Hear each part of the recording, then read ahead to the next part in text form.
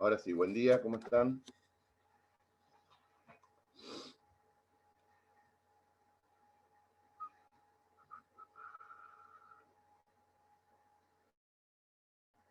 Bueno, ¿me escuchan bien?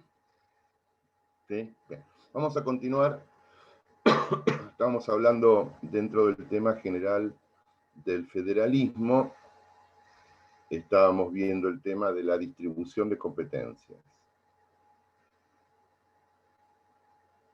Habíamos visto las competencias delegadas, las reservadas, habíamos visto las prohibidas a ambos, habíamos visto las compartidas del artículo 3 y del artículo 13. Yo les dije que busquen o que estudien las que faltaban las concurrentes y las excepcionales, creo. Pero bueno, lo importante que falta es las concurrentes. Las concurrentes son aquellas facultades que indistintamente ejercen cada una de las jurisdicciones. O sea que tanto el Estado federal como los estados provinciales llevan adelante estas facultades concurrentes en forma indistinta. Las encontramos en la Constitución en muchos lugares, pero básicamente en el inciso 18 del artículo 75, que lo voy a leer, inciso 18 del artículo 75, que dice: corresponde al Congreso de la Nación, o sea, Estado federal, proveer lo conducente a la prosperidad del país, al adelanto y bienestar de todas las provincias, al progreso de la ilustración, dictando planes de instrucción general y universitaria, y promoviendo la industria, la inmigración, la construcción de ferrocarriles y canales navegables, la colonización de tierras de propiedad nacional, la introducción y establecimiento de nuevas industrias, la importación de capitales extranjeros y la exploración de los ríos interiores, por leyes protectoras de estos fines y por concesiones temporales y privilegios y recompensas de estímulos. Fíjense que esta es un enunciado general que da la Constitución en este inciso 18 del artículo 75, se llama la cláusula del progreso.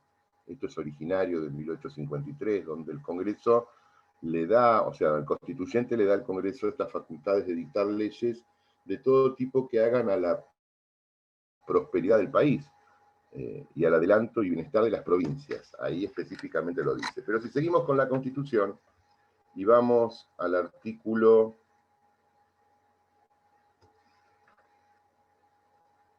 Ya les voy a decir. Vamos al artículo 125. 125, que lo voy a leer, dice lo siguiente.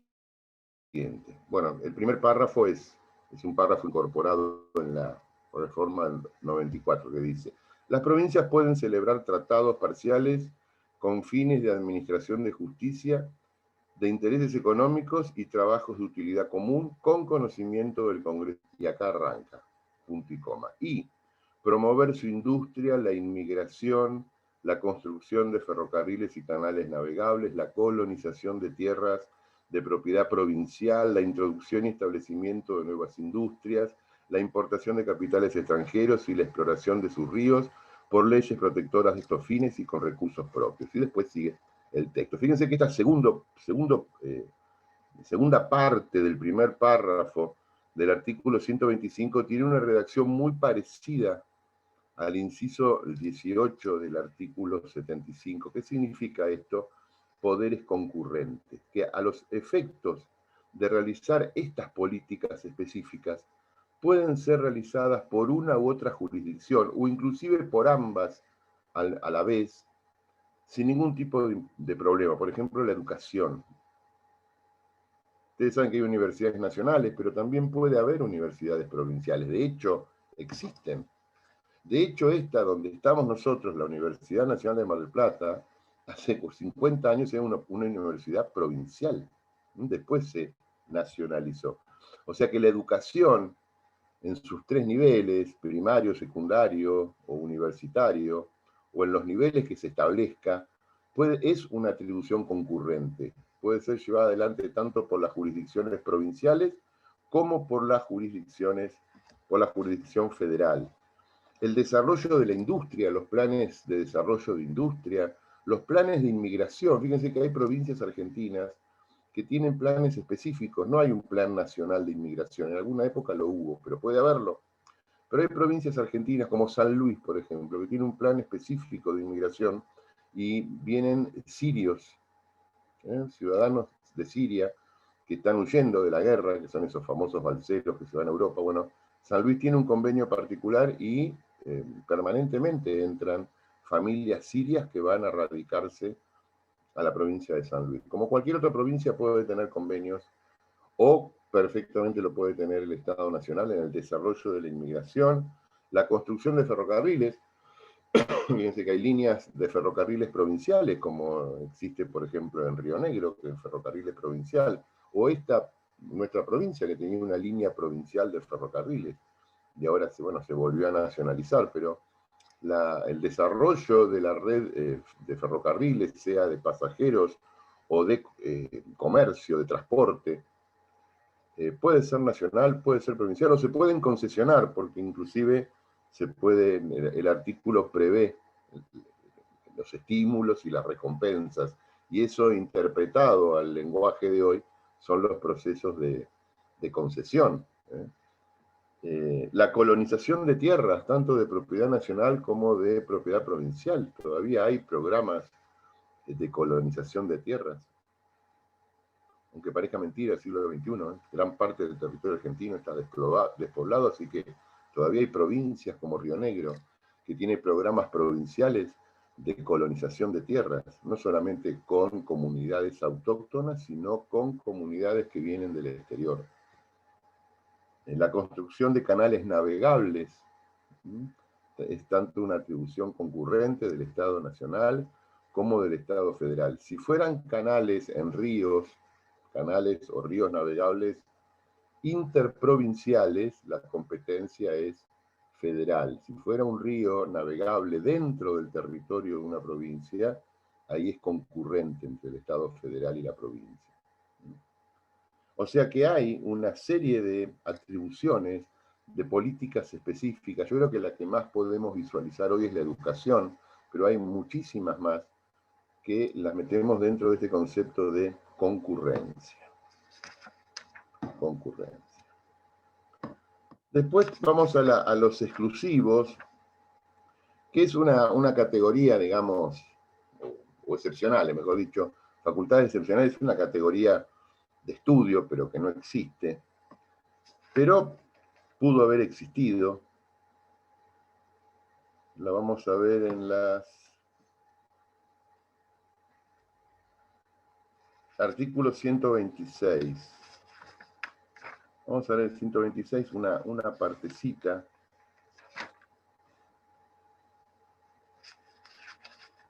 El 126 dice poder delegado, ¿no? Las provincias no ejercen el poder delegado a la nación. No pueden celebrar tratados parciales de carácter político, ni expedir leyes sobre comercio o navegación interior o exterior, ni establecer aduanas provinciales, ni acuñar moneda, ni establecer bancos con facultad de emitir billetes sin autorización del Congreso, ni dictar los códigos civil, comercial, penal y de minería después que el Congreso los haya sancionado,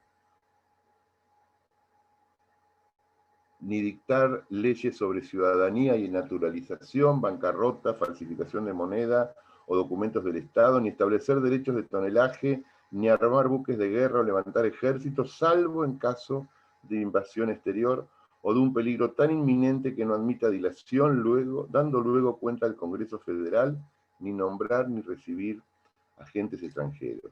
Este artículo, que la doctrina lo cataloga como el artículo de la delegación de facultades, porque todo lo que la provincia no puede hacer, ¿qué es lo que la provincia no puede hacer? Lo que ya ha delegado al Estado federal. Pero fíjense que por lo menos en 3 lugares aparece la excepción.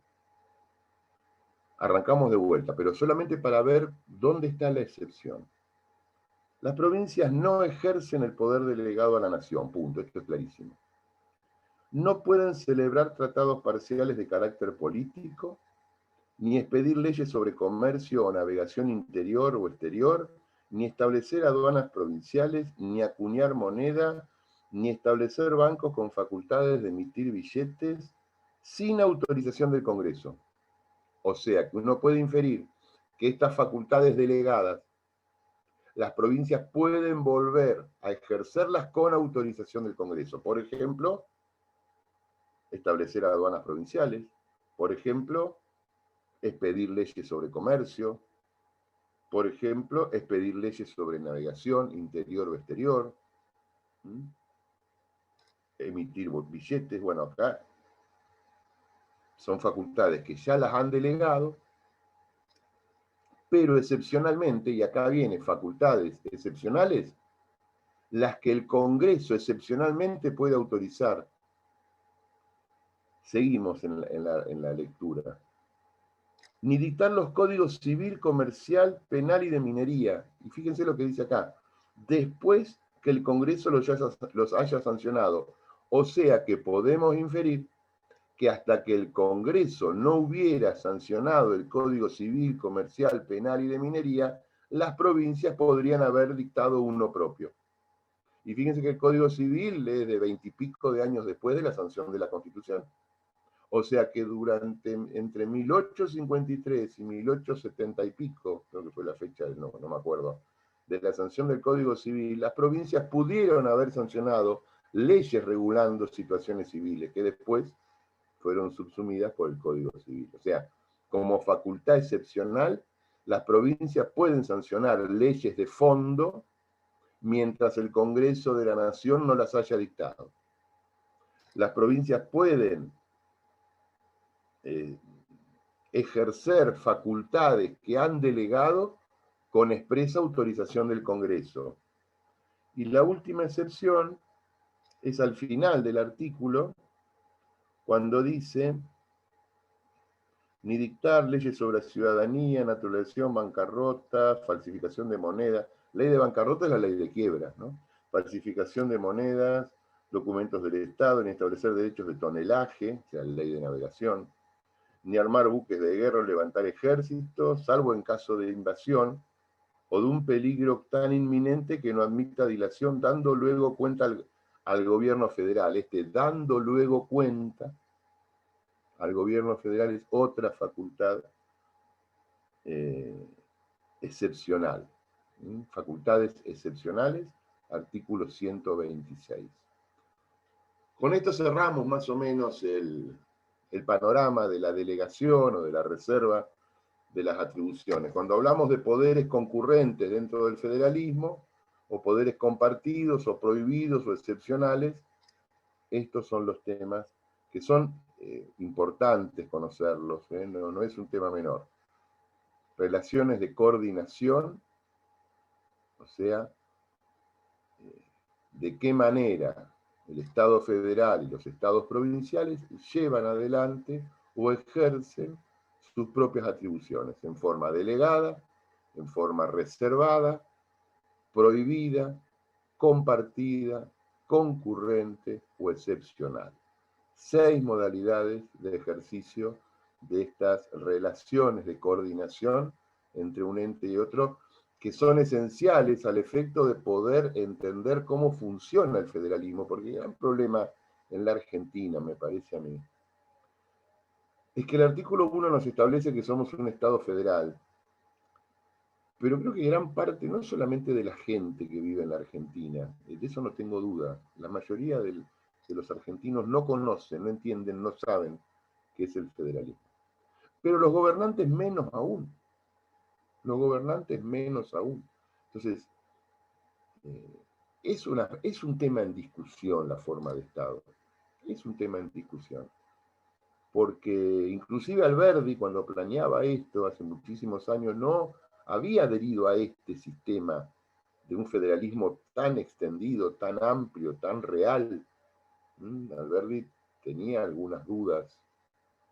La primer constitución, la de 1853, que luego fue reformada en 1860, fíjense que en 1860 esa convención constituyente hizo 35 reformas y muchas de ellas tendientes a ajustar el sistema federal.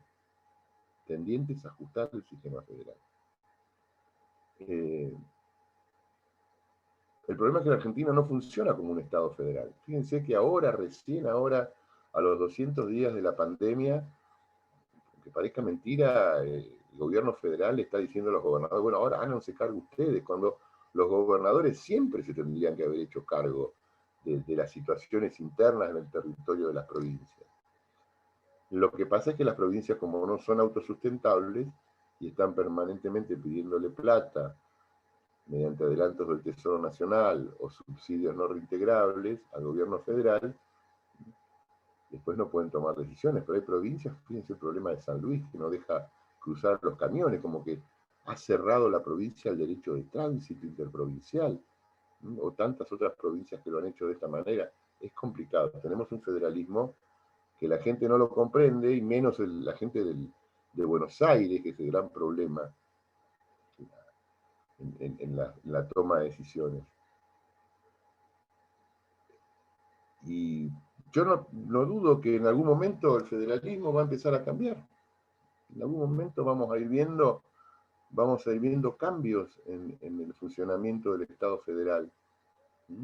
Porque es un Estado que establece una serie de condiciones y de derechos y de facultades y de atribuciones, pero después viene la cuestión que no todas las provincias son iguales en funcionamiento institucional, no todas las provincias son iguales en funcionamiento presupuestario. Fíjense, Formosa. Formosa es como que no fuera una provincia argentina, ni por historia, ni por origen, pero ni por funcionamiento. En Formosa no hay, desde el punto de vista electoral, hay una ley electoral de lemas que hace que a veces el que saca más votos no gana las elecciones.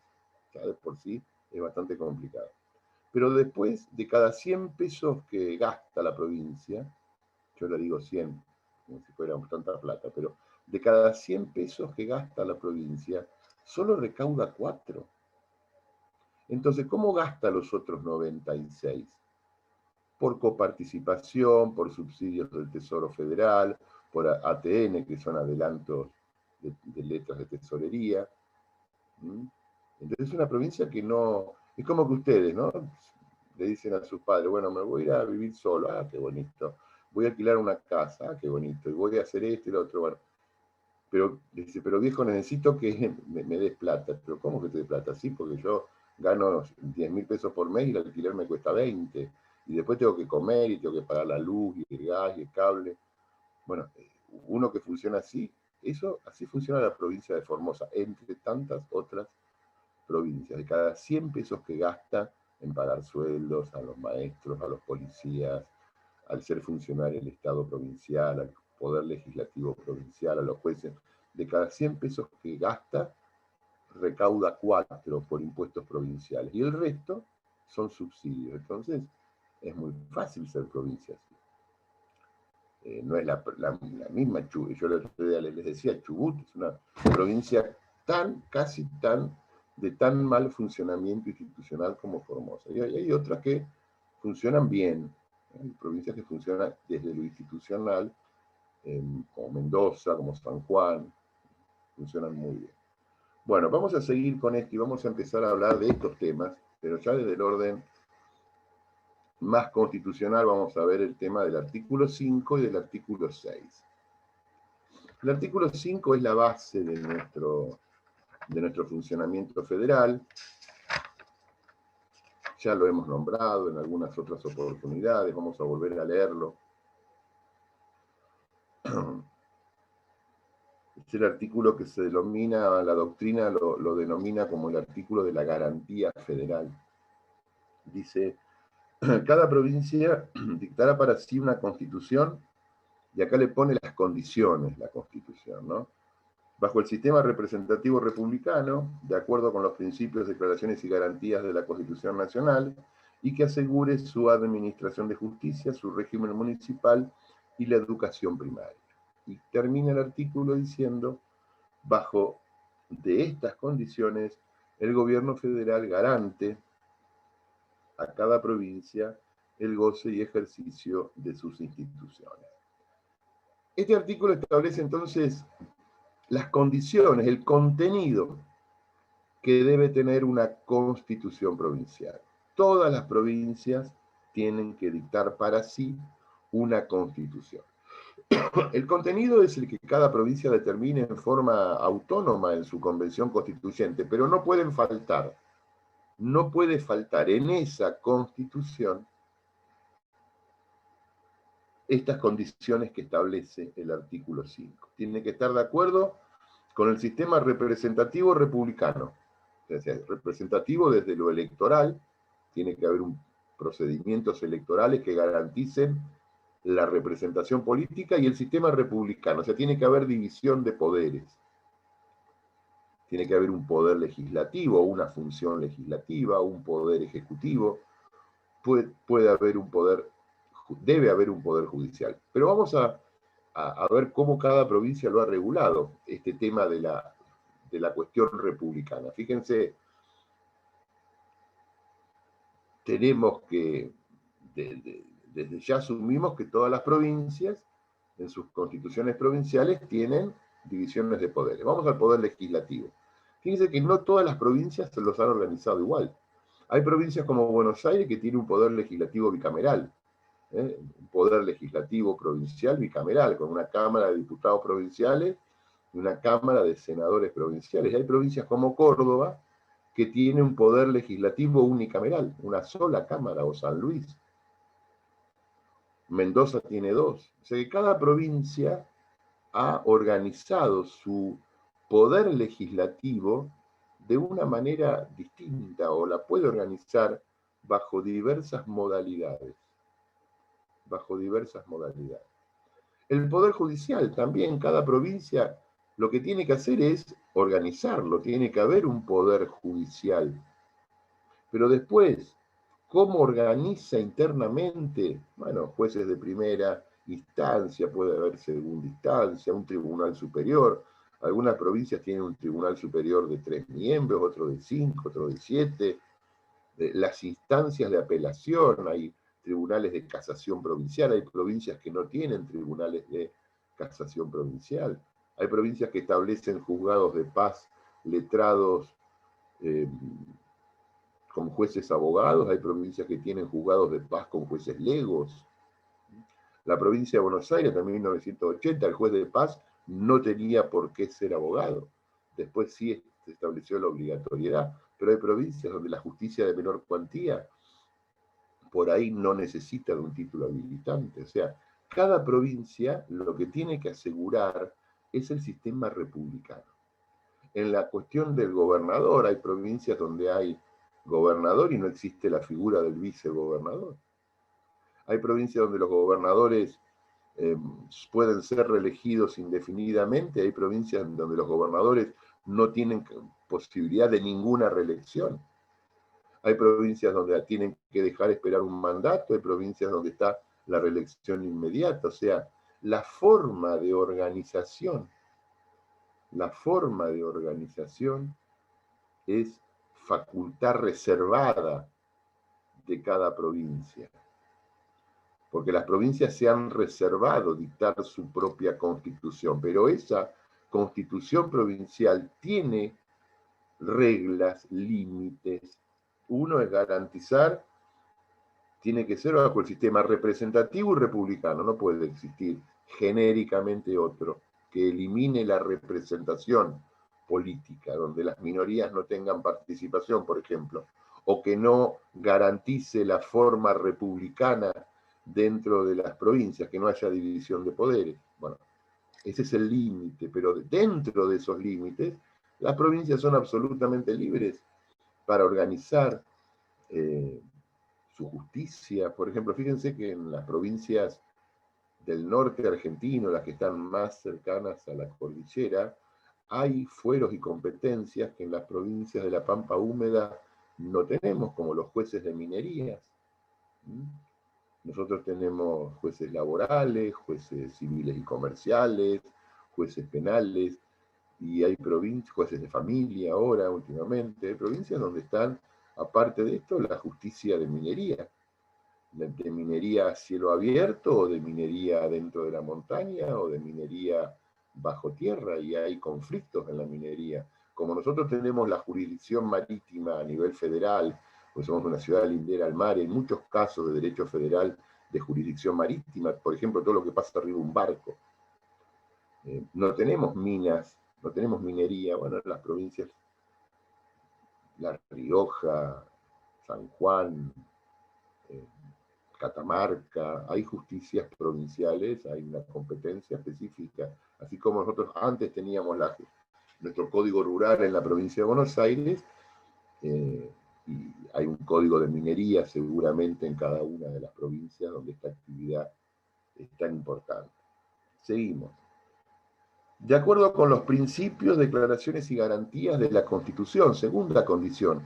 Esa Constitución provincial no solamente tiene que garantizar la forma representativa y republicana, sino que tiene que estar de acuerdo con los principios, declaraciones y garantías de la Constitución nacional. O sea que la Constitución provincial puede hacer declaraciones, tiene que garantizar el debido proceso, el ejercicio de los derechos, de la libertad, de la igualdad. A veces se exceden las constituciones provinciales. Uno basta leerlas para ver hasta excesos, ¿no? A veces en el ámbito de las declaraciones son más bien enunciados como catálogos de ilusiones, ¿no? Como que uno leyendo la Constitución va a solucionar todos los problemas. Fíjense que en algún momento la Constitución de San Juan tenía el derecho a la felicidad.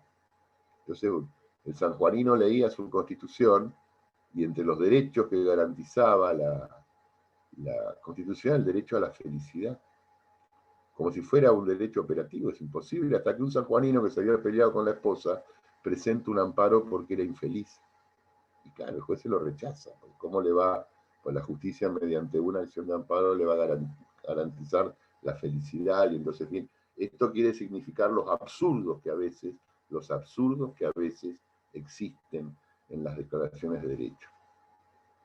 Porque las declaraciones de derechos, si bien son de ejercicio positivo para el habitante, porque tiene el derecho al acceso a determinados sistemas, beneficios, derechos, bla, bla, bla, bla, también es de competencia positiva para el Estado, que tiene que brindarlo, y a veces el Estado no lo hace, y ahí se genera el problema. Por eso Vanossi decía que a veces las provincias en sus declaraciones de derecho lo que hacen son catálogos de ilusiones, porque son muy extensas y a veces imposibles de aplicar.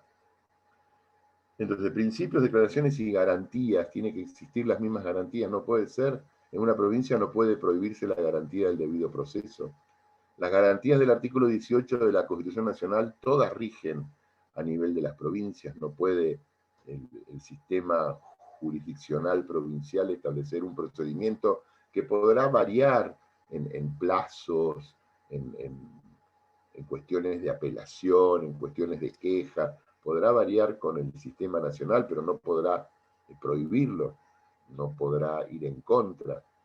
Y acá aparece un tema de discusión, que yo lo dejo planteado, ustedes lo van a ver por ahí en derecho procesal, penal más que nada, que es el derecho de la doble instancia, de la constitucionalidad de la doble instancia, que no está en la Constitución Nacional. No está en la Constitución Nacional. La Constitución Nacional establece un sistema jurisdiccional, una organización del Poder Judicial, donde solamente establece la necesidad de existencia de una corte y los demás tribunales inferiores que establezca el Congreso. Y en las provincias pasa algo más o menos igual. Pero la doble instancia de la doble instancia, como a veces aparece en la Argentina, porque tenés un juez que te dice que sos culpable, una Cámara de Apelaciones que te lo ratifica, después viene a una casación que lo vuelve a ratificar, después tenés una corte provincial que lo vuelve a ratificar, y por ahí, si tu abogado es bueno, vas a la justicia federal, a la Corte Federal, y tenés 5 instancias. ¿Dónde estás? ¿Cuántas veces hay que decir a una persona que es culpable? Una. 2. Pero 5. ¿Cuánto duran los procesos en la Argentina? Son casi eternos.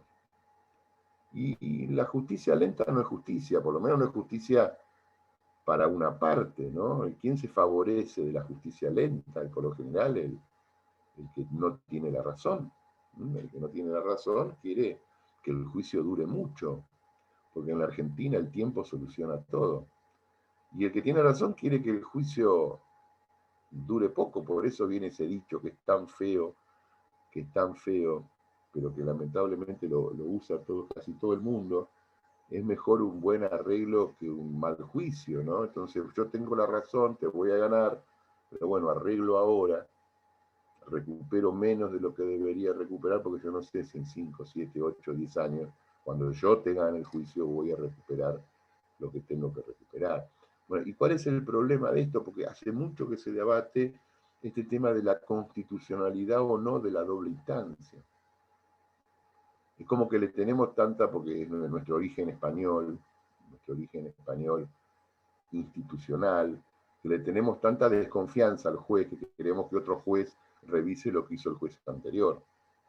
La doble instancia es una garantía, tanto para las partes en el proceso como para los terceros, pero cuando la doble instancia se excede, como en la Argentina, que hay doble instancia de la doble instancia, hay revisión de lo revisado, porque hay muchísimas instancias según cada proceso, aparece todo un tema. Bueno, este es un tema que cada provincia lo puede regular de la manera que lo estime necesario a través de sus propias instituciones. Por eso, esta constitución provincial tiene que estar de acuerdo con los principios, declaraciones y garantías de la Constitución Nacional. Y después vienen las condiciones específicas. ¿Cuáles son? Y que asegure su administración de justicia, su régimen municipal, que después vamos a hablar una clase entera de este tema del régimen municipal, y la educación primaria. Bueno, y acá viene la palabra primaria, es como uno piensa que la Constitución se quedó corta, que pidió poco. Bueno, pero en 1853 era lo mínimo. Hoy debería tener una interpretación extensiva, hoy deberíamos hacerle decir más de lo que dice. Hoy las provincias deberían garantizar una educación no solamente primaria, es también del nivel superior, o sea, secundaria, o como se llame en cada provincia, un pasito más. Pero bueno, lo que la Constitución pone el piso, sobre el cual no puede bajar la responsabilidad de los gobiernos provinciales de asegurar, fíjense la palabra que usa, y que asegure, que garantice su existencia, una educación primaria, que para mí es poco hoy, pero en 1853 era un escalón muy alto. En el 2020 es un escalón muy bajo, entonces acá podría haber una interpretación un poco más extensiva. Pero ¿qué pasa si las provincias, bueno, y termina el artículo diciendo, bajo estas condiciones, por eso las tomamos como condiciones, bajo estas condiciones el gobierno federal garante a cada provincia el goce y ejercicio de sus instituciones? ¿Qué pasa cuando las provincias no garantizan esto? ¿Qué pasa cuando las provincias no garantizan esto? Cuando en una provincia hay una violación al sistema republicano. Cuando en una provincia hay una violación al sistema representativo. Cuando en una provincia no se garantiza la administración de justicia.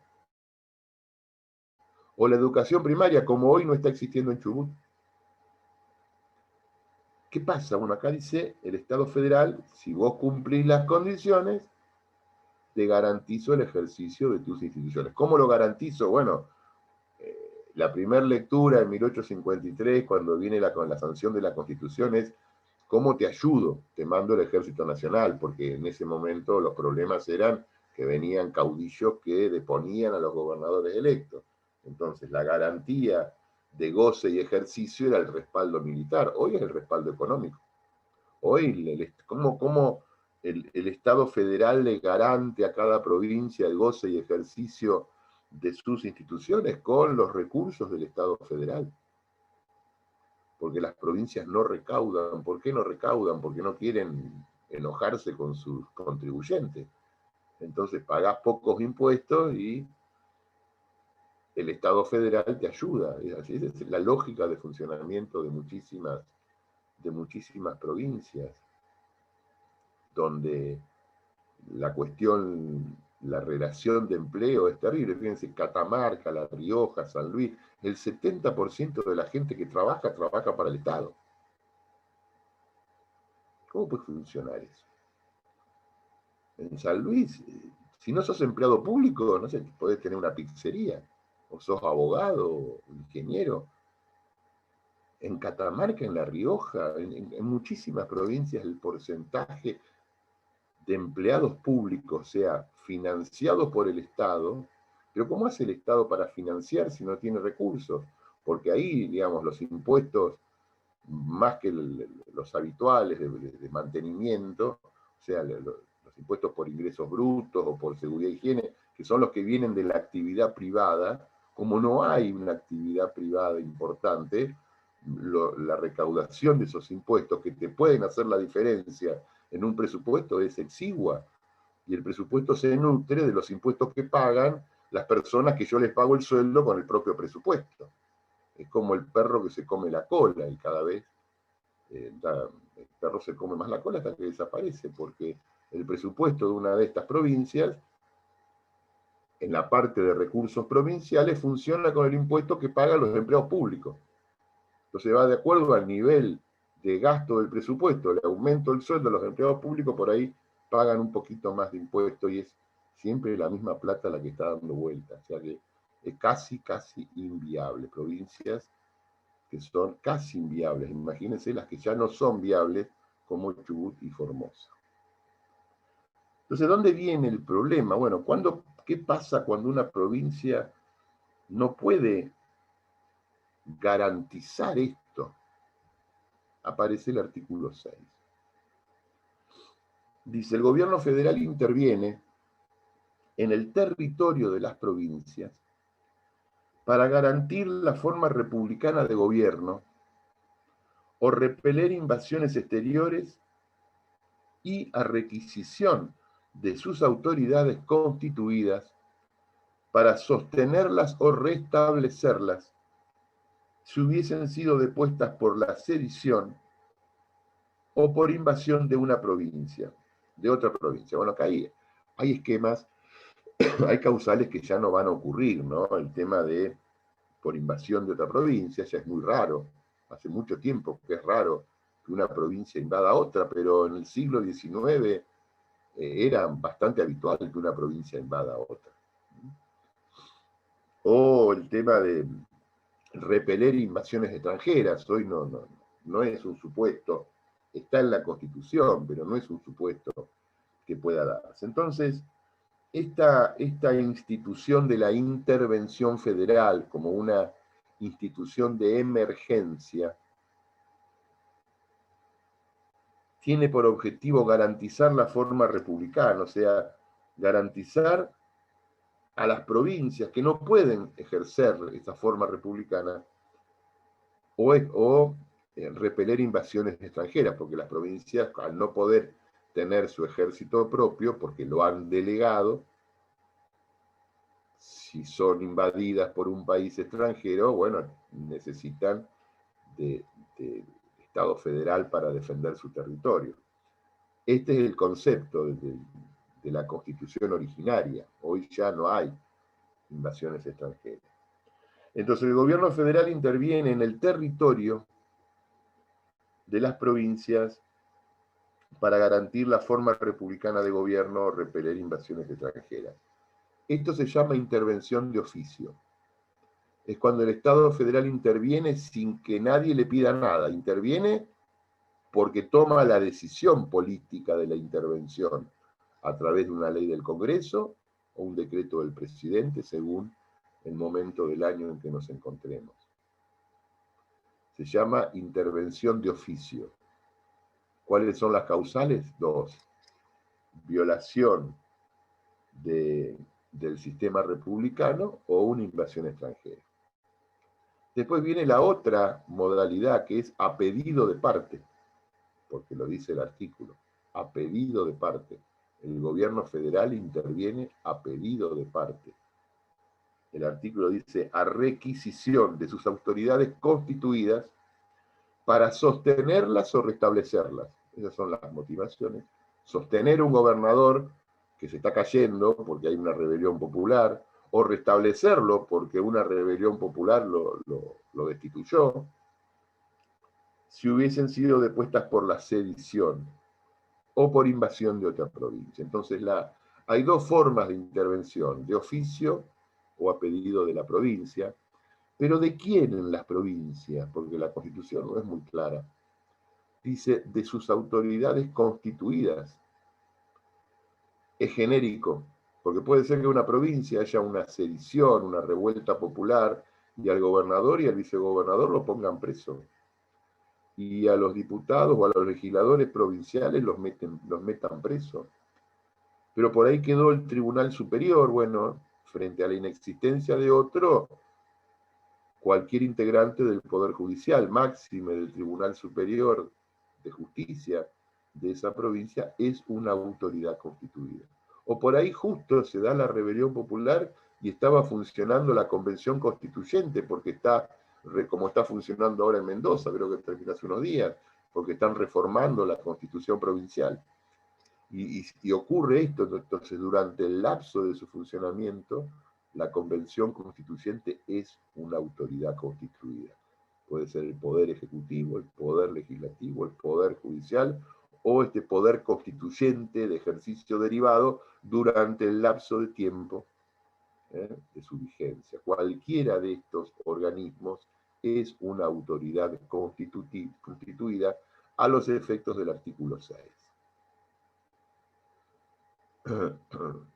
Pongamos un ejemplo que me parece muy simple de entender y que les hace también conocer un poco de historia argentina. Yo tengo no la teoría, ya tengo la convicción de que ustedes no saben historia argentina, y es triste, y yo me enojo con ustedes porque no me puedo enojar con nosotros 40 y pico millones de argentinos que viven en la Argentina. Un pueblo que no conoce su historia está condenado al fracaso. Y nosotros no conocemos la historia argentina, que aparte es apasionante. Vamos a la historia reciente. Fines de diciembre de 1999, principios de enero del año 2000. ¿Ustedes recuerdan o no? Sepan que en el 99 hubo elecciones, donde gana la fórmula de la Rúa Álvarez, que asume el 10 de diciembre del 99, y paralelamente a ese proceso electoral nacional hay elecciones en todas las provincias. Y en Corrientes se da un proceso electoral. Corrientes es una provincia muy interesante para estudiar desde su cuestión institucional. Corrientes, en ese momento, hay una elección muy pareja, muy reñida, donde hay dos personas que el día de la elección a la noche dicen que ganaron las elecciones. Hay dos tipos que se proclaman ganadores, estaban eligiendo gobernador, y los dos dicen que ganaron. Bueno, hay toda una discusión mediática durante muchos días, hasta fin de año, donde uno decía que había ganado y tenía el apoyo de parte de la ciudadanía y de las instituciones de la provincia, y el otro decía que también había ganado. Y llega un momento en que la justicia electoral reconoce a uno, pero el gobernador saliente reconoce al otro y los dos toman juramento. Uno toma juramento en la legislatura, el otro toma juramento en la municipalidad, en la ciudad de Corrientes. La policía apoya a uno, el Poder Judicial y el Poder Legislativo apoya a otro, la gente apoya indistintamente y empiezan a gobernar. Argentina, diciembre 1999. Y empiezan a querer tomar decisiones. El gobierno federal estaba muy atento de esto, que era noticia nacional. Y para fin de año, el presidente de la Rúa firma el decreto de intervención. Porque no puede haber dos gobernadores al mismo tiempo. porque eso sí viola la cuestión republicana. Entonces hay que intervenir la provincia, pero la provincia, fíjense que para llegar a Corrientes se puede llegar de varias maneras, pero la gendarmería, son tropas federales, estaban apostadas en Formosa, en Chaco, perdón, Resistencia. Y hay un puente que une Chaco con Corrientes.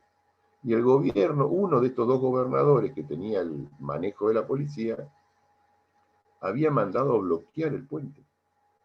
Y las tropas federales de la gendarmería que venían del Chaco pasan por el puente, encabezadas por el ministro del Interior de ese momento.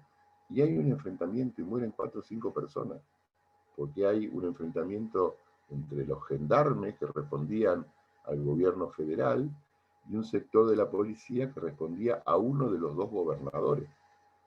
Y los gendarmes, que venían con tanquetas, pasan por encima los vehículos de la policía y avanzan y entran en Corrientes y se hacen cargo de la situación, y la provincia es intervenida, y la intervención dura 180 días más una prórroga de 180 días más hasta que hay un proceso electoral. Y por eso ustedes van a ver que ahora Corrientes siempre elige gobernador en forma desacoplada de las elecciones nacionales, por el proceso este. Pero fíjense que esta provincia argentina tuvo durante un par de semanas 2 gobernadores.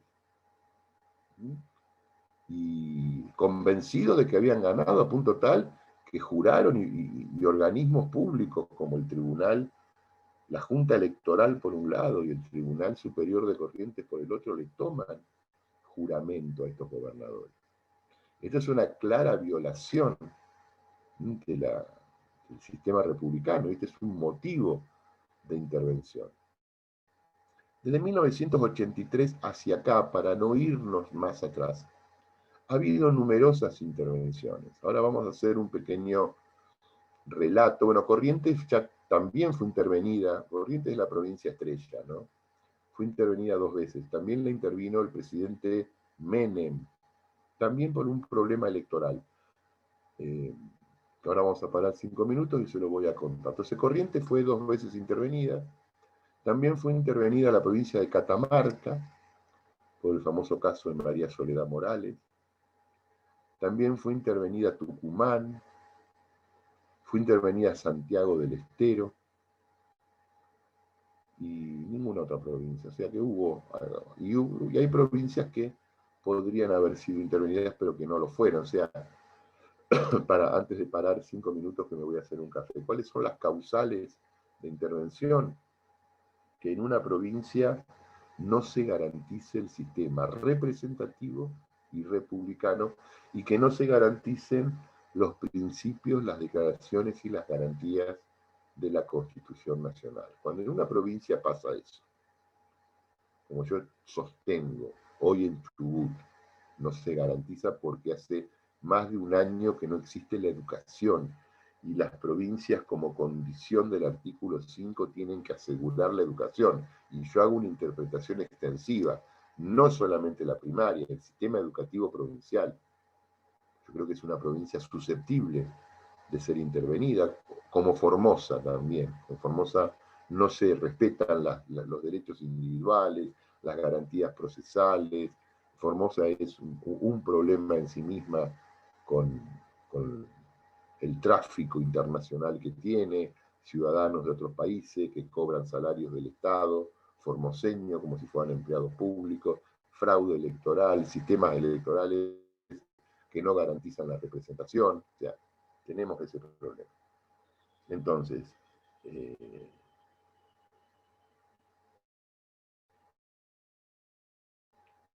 cuando no se respeta el sistema republicano, nosotros decimos nuestra democracia se basa en un sistema republicano, bueno, entonces tenemos que hacer honor a eso. En una provincia, cuando no se garantiza la representación ni la república porque afecta a la división de poderes, es una causal de intervención. Vamos a parar, son 9 menos 10, vamos a parar 5 minutitos y seguimos charlando también Vamos a hablar de 2 intervenciones. La primera intervención de Corrientes, en el año 93, 94 por ahí. Y el caso de la intervención de la provincia de Catamarca, el caso de María Soledad Morales, que hace poquito lo volvieron a dar en televisión al tema. Bueno, ya vengo.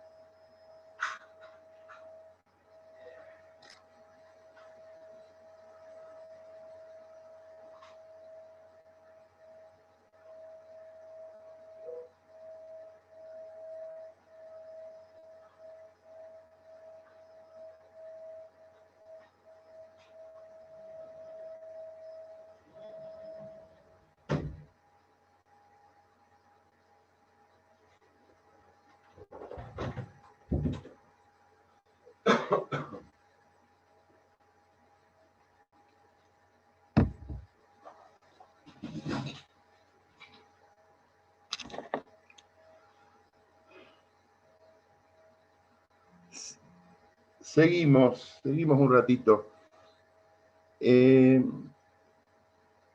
Antes de ir a contarles estos dos casos de intervención que son muy interesantes, ¿cómo se interviene? Porque el artículo 6 es poco preciso. El artículo 6 dice, el gobierno federal, dice, el gobierno federal interviene en el territorio de las provincias. Pero ¿cuál es el mecanismo formal? Y durante mucho tiempo en la Argentina se discutió si era por ley o por decreto. Y entre 1853 y 1994, que hubo numerosísimas intervenciones, la gran mayoría de estas intervenciones se hizo por decreto. Intervenía el presidente por decreto del Poder Ejecutivo Nacional y rara vez por ley, cuando la mayoría de la doctrina, profesores, los estudiosos del tema, aconsejaban que se haga por ley.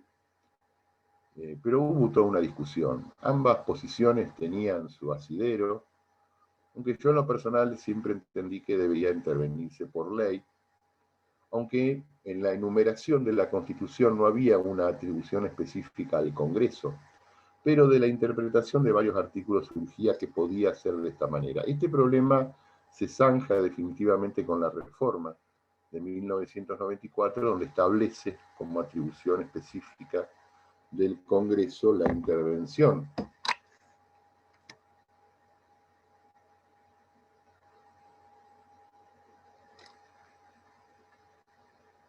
El inciso 31 del artículo 75 establece que corresponde al Congreso disponer la intervención federal a una provincia o a la ciudad de Buenos Aires. Esto de la intervención a la ciudad de Buenos Aires abre todo otro debate, ¿no? Después dice, aprobar o revocar la intervención decretada durante su receso por el Poder Ejecutivo. Entonces, a partir del 94 se resuelve definitivamente este tema. Porque puede ser intervenida una provincia por decreto del Poder Ejecutivo cuando el Congreso está en receso. Y si no, tiene que ser por ley. Y si se hace por decreto, el presidente, una vez que emite el decreto de intervención, como ocurrió en diciembre de 1999, donde el Congreso estaba en receso, automáticamente y a posteriori del decreto de intervención, convoca sesiones extraordinarias para que el Congreso ratifique o no esa intervención. O sea que el control sobre este tema es un control del Congreso. Hoy ya no hay duda, pero en algún momento hubo muchas dudas sobre esto. ¿Qué pasó en Corrientes en la otra intervención? El presidente era Menem. Esto ocurre no estoy seguro si fue una elección de gobernadores, o sea que los gobernadores se eligen cada 4 años, hubo elección de gobernadores en el 91 y en el 95, yo creo que fue en el 95, convencido, sí, porque en el 91 era bastante más. Porque uno de los candidatos a gobernador era un amigo mío, y que no le fue bien.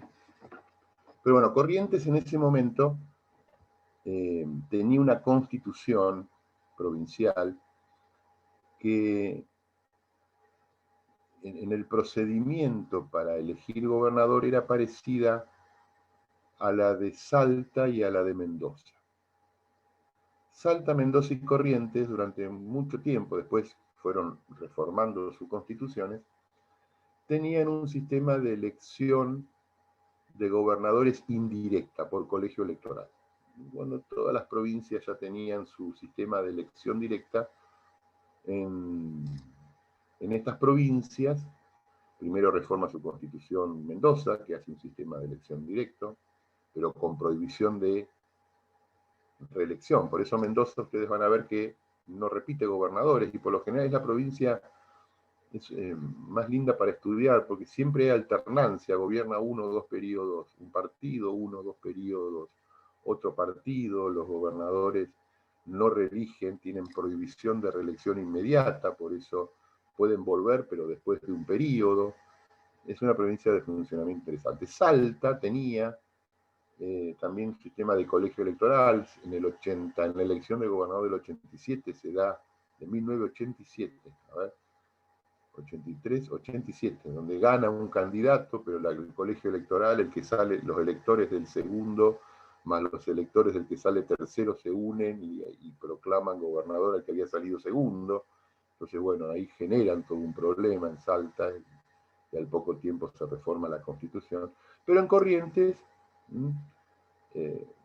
por su dinámica política, porque Corrientes es una provincia donde ni el peronismo ni el radicalismo son mayoría, donde es una provincia que históricamente fue gobernada por dos partidos provinciales, los autonomistas y los liberales, y se alternaban entre ellos. Era muy habitual en la década de los 80, principios de los 90, que los partidos provinciales gobernaran las provincias, como el bloquismo en San Juan, o el Partido Renovador en Salta, o el Partido Tres Banderas en Santiago del Estero, que eran expresiones provinciales, que algunas eran más cercanas al peronismo, otras más cercanas al radicalismo, pero que mantenían su idiosincrasia provincial, como el bloquismo sanjuanino en su momento, que era imbatible, los renovadores, etcétera, etcétera. Y en Corrientes estaban los liberales y los autonomistas. Unos eran más de centro derecha, otros eran menos de centro derecha, pero tenían sus líderes provinciales, los Romero Félix, no los Romero de Salta o de otras provincias, y bueno, y se alternaban. En el 87 viene un proceso distinto electoral, donde el peronismo intenta ganar la provincia, el radicalismo, que siempre ganaba en algunas ciudades importantes, también intenta ganar la provincia, y los liberales y los autonomistas se dan cuenta de esto y forman una alianza, que es el famoso Partido Liberal Autónomo o Liberal Autonomista de la provincia de Corrientes.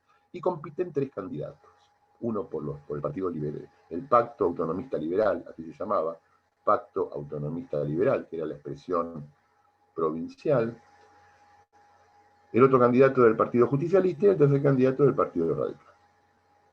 La provincia de Corrientes se dividía, por lo menos mientras estaba este sistema, se dividía en tres circuitos electorales, que no eran muy difíciles de entender. Circuito 1, que era la capital, o sea, Distrito Electoral 1, que era la capital, Distrito Electoral 2, que era la ciudad de Mercedes, que es la segunda ciudad en importancia, y el Distrito Electoral 3, que era el otro extremo de la provincia. Y se elegían 8 electores por distrito.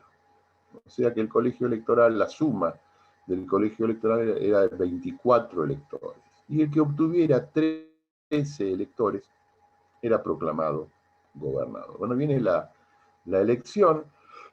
Es una elección donde el Partido Autonomista Liberal sale primero en cantidad de votos,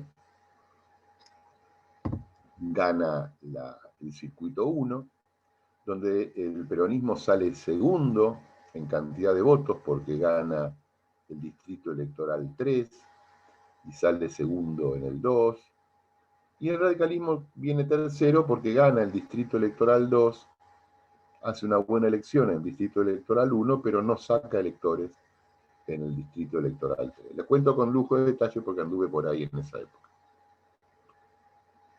Se convoca al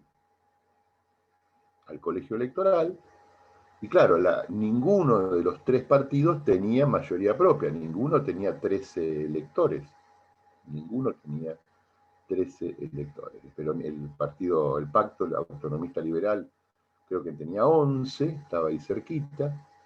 Después venía el peronismo, no me acuerdo, sé que el radicalismo tenía 8, o sea, 11 más 8, no, tenía 5, perdón, 11 más 5, 16, y el peronismo tenía 8, así. Uno tenía 11, el otro tenía 8, que es el segundo peronismo, y el radicalismo tenía 5.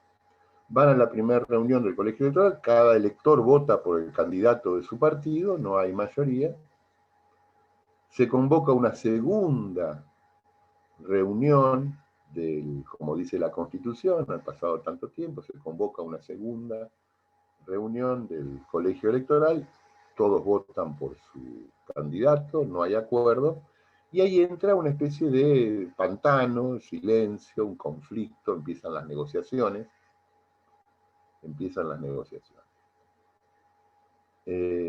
A punto tal, porque que había mucha disputa entre el Partido Autonomista y el peronismo, que mensajeros del peronismo van a ver al candidato del radicalismo y le ofrecen los 8 votos, votarlo en la tercera convocatoria del colegio electoral, los 8 votos del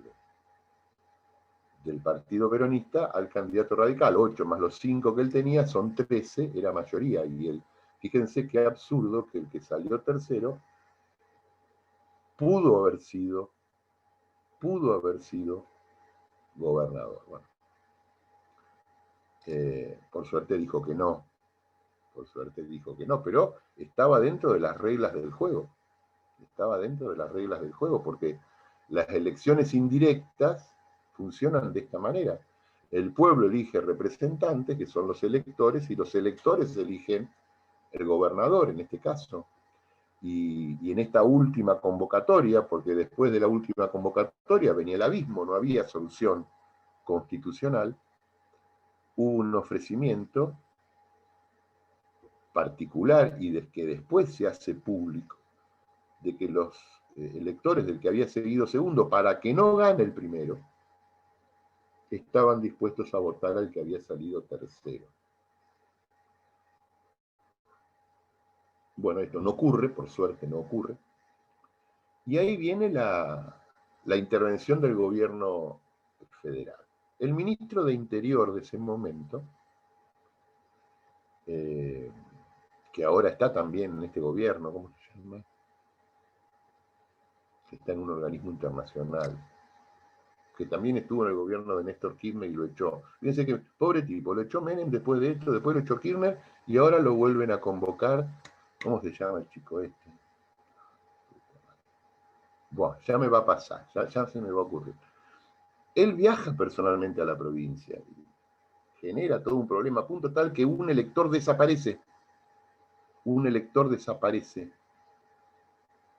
Y lo encuentran en Paraguay.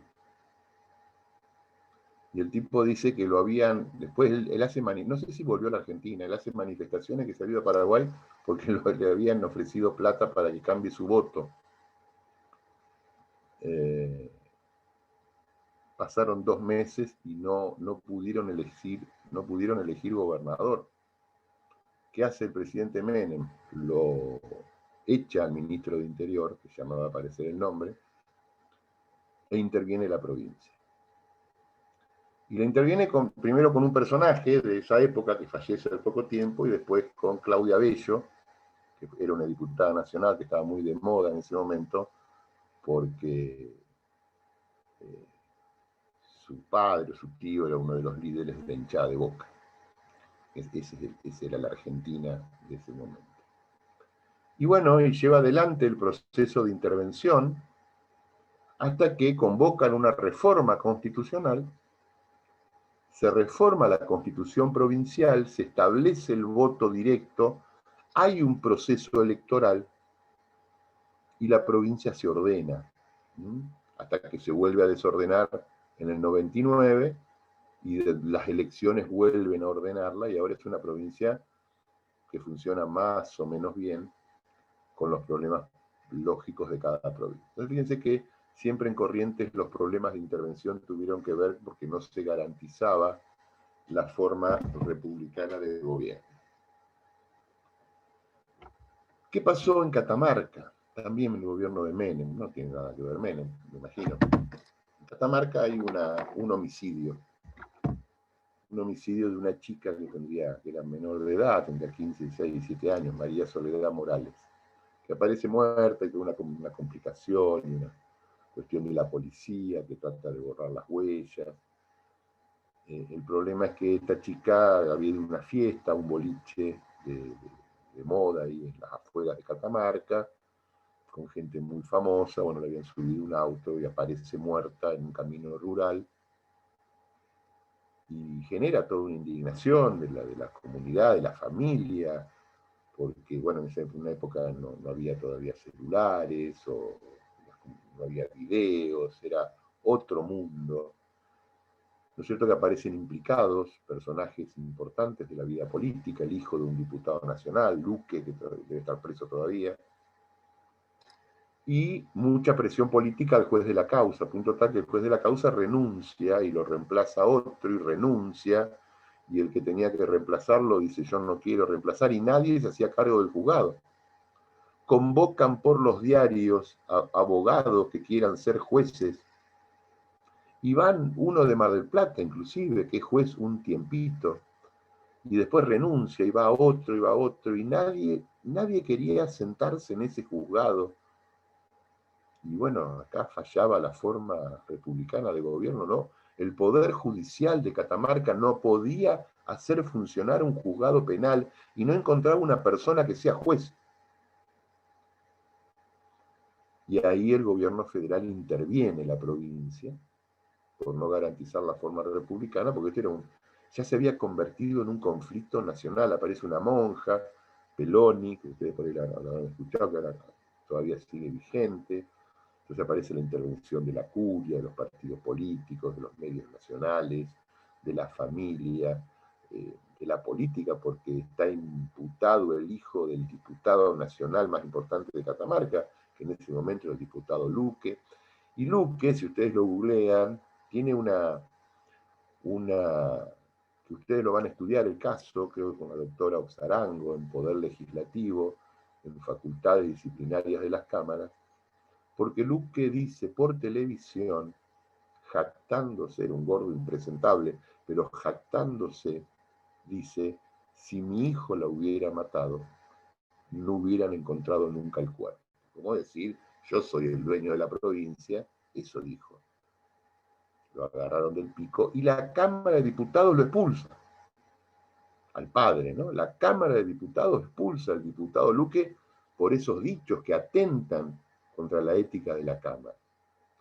Y aparecen en la intervención, viene un juez que vendría de otro lugar, mete preso a todo el mundo hasta que hay que pegarle al chancho para que aparezca el dueño. Todos los que estaban en la causa, todos presos. Y ahí empiezan a ordenar la causa y quedaron 2 o 3 presos. Nunca nadie va a saber qué pasó con ese caso.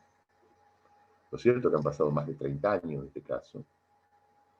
Pero esto es una intervención que se sigue estudiando porque se interviene por un problema del Poder Judicial, se interviene toda la provincia.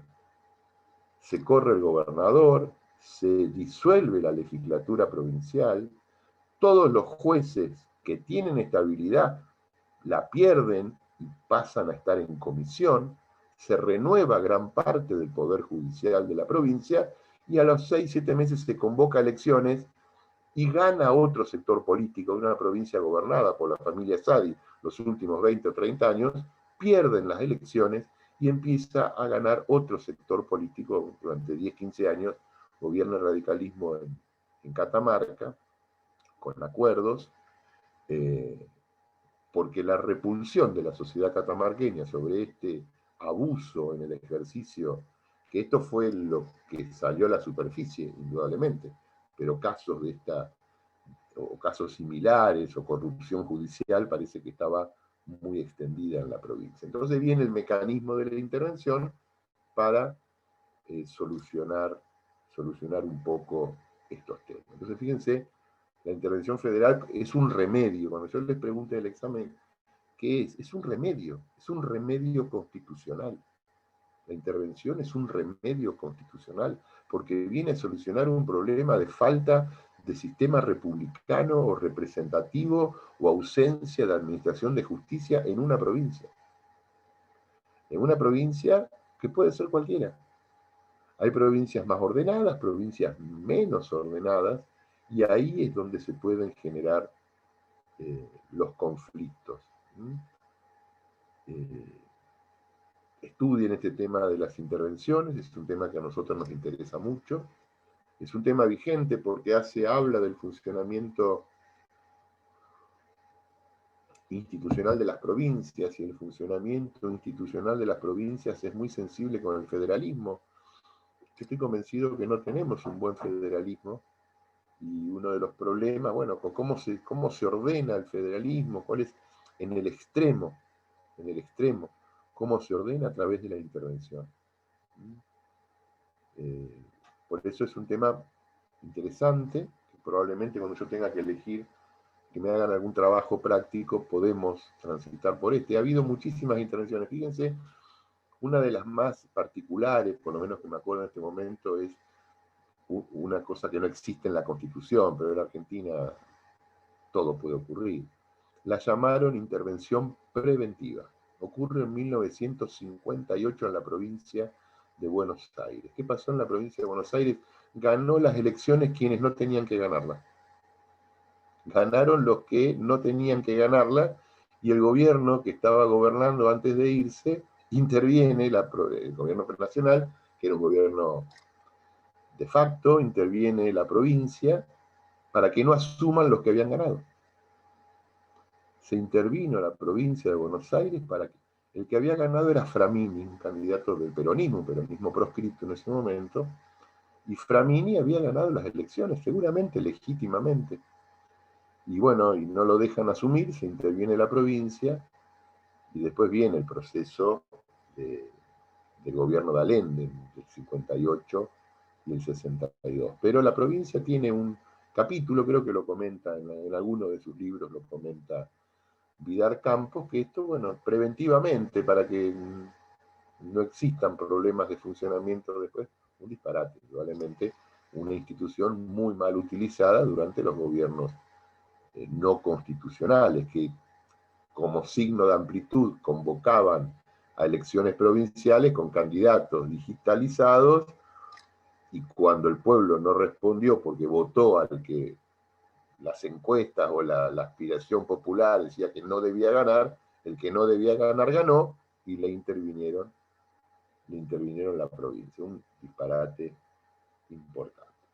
Entonces la intervención federal, para su estudio, artículo 5, artículo 6, inciso 31 del artículo 75, tenemos todo el complejo. Y a los que les guste investigar un poco más, hubo otras dos intervenciones. Una era el gobierno de Kirchner, cuando interviene la provincia de Santiago del Estero. La provincia de Santiago del Estero es una especie de feudo, como casi todas las provincias norteñas. Pero la gobernaba un matrimonio, fíjense qué raro en la Argentina. ¿No? Un matrimonio gobernó durante mucho tiempo la provincia de Santiago del Estero, los Juárez. El gobernador Juárez, que estuvo mucho tiempo, y cuando él se cansaba, venía la esposa. Fíjense que ahora en la provincia de Santiago del Estero pasa lo mismo. El gobernador es 4 años gobernador, después la esposa. Ahora la esposa es la presidenta alterna del Senado, pero hasta hace un tiempito era la gobernadora de... No sé cómo hacen, pero la gente los vota. Indudablemente cuando la gente los vota a uno se le caen todos los argumentos. Tengo un amigo íntimo que vive en matrimonio, muy amigo nuestro, que vive en Santiago del Estero, y bueno, no puedo contar, porque esto queda grabado, después vaya a ver quién lo escucha. Pero Santiago del Estero es una provincia feudal. Y en ese momento era más feudal con los Juárez, ahora es feudal. En aquel momento era más feudal, para que Kirchner la intervenga. Y el gobierno de Kirchner la intervinieron porque había fraudes electorales.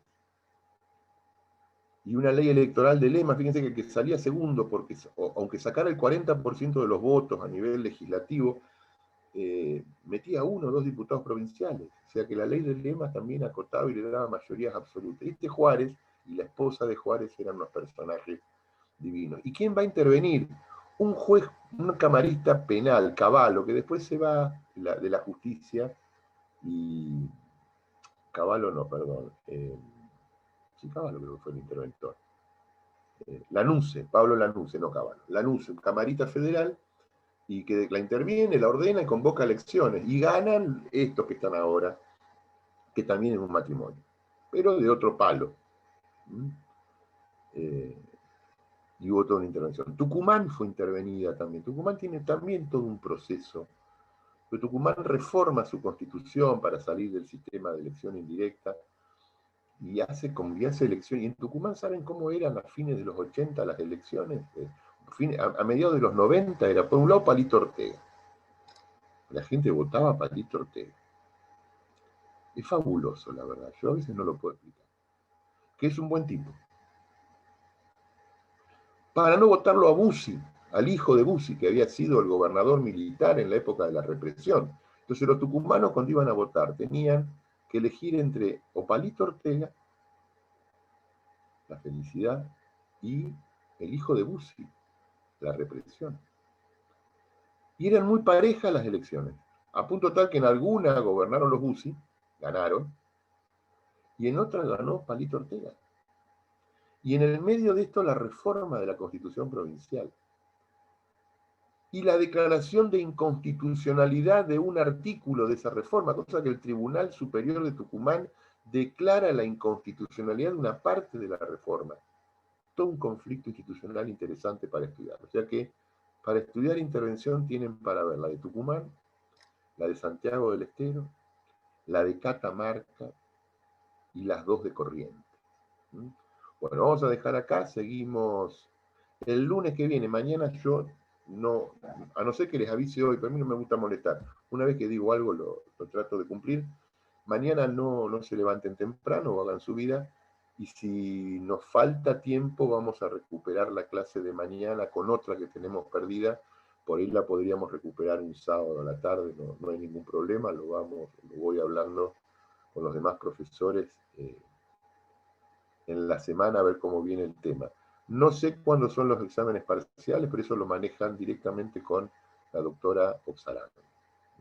Eso no, ella le encanta todo eso y a mí me aburre todo eso.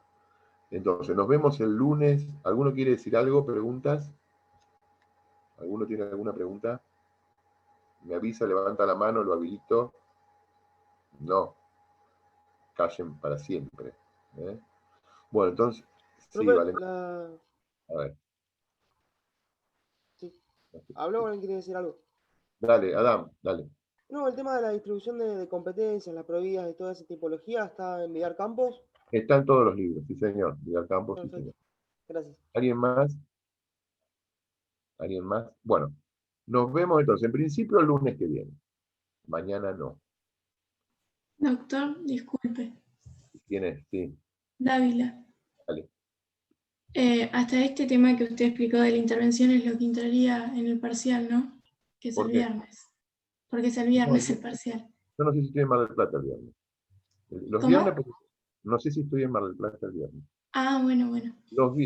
Sí, bueno, si es el viernes, va a ser hasta la intervención, digamos, hasta la intervención, distribución de competencias, relaciones de participación, relaciones de coordinación, garantía federal del artículo 5, intervención federal, federalismo, pero eso, tanto yo les digo, tanto a Cristina como a Diego les encanta tomar parcial.